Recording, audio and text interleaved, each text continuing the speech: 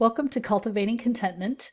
This is week 3, day 2. Our topic this week is the complainer in all of us. Our scripture for today is from 1 Corinthians 3:3, taken from the Message. As long as you grab for what makes you feel good or makes you look important, are you really much different than a babe at the breast, content only when everything's going your way? So, how often do we get caught in that we're only happy when everything's going our way? Um, if something comes along and disrupts our plan, we tend to complain or get upset about that. So, we have to get over that just doing things that make us feel good or make us look important. Um, our quote today is from Barbara Johnson. What I'd really like to do when the plane is late or the luggage is lost is get upset, start whining and moaning. Or I want to be mad, raise my voice and harden my heart, tighten up my face and unload a sharp tongue lashing to any unfortunate soul who happens to cross my path. But frankly, I've tried those choices and neither one is satisfying. As quickly as I vent my frustration, I regret my thoughtless words and harsh remarks. How often have we done this?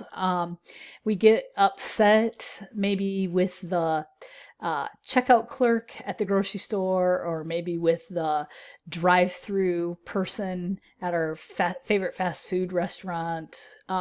We get really upset with them when things are probably really not their fault. And it's really not fair to take it out on them, and yet we do it. And then I don't know about you, but I do feel bad if I do that. I feel pretty bad. Sometimes, that's somebody we're never going to see again, and so we can't really make it right. We drive away and we realize, boy, that was kind of dumb, and it's not always easy to fix that. When we do it with people that we know or that we see a lot, we can apologize and we can try to get on with life. But, we need to learn to temper ourselves and to hold our tongue sometimes. So, our question for today is Proverbs sheds some light on complaining. To what is a complainer compared in Proverbs 27:3?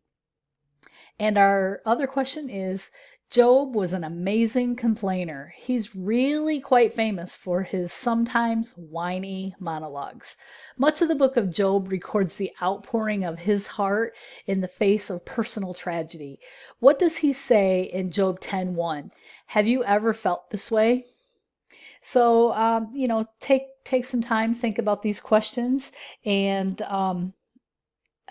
answer them on Google Classroom and respond to some other people that are also answering out there. And I will talk to you again tomorrow.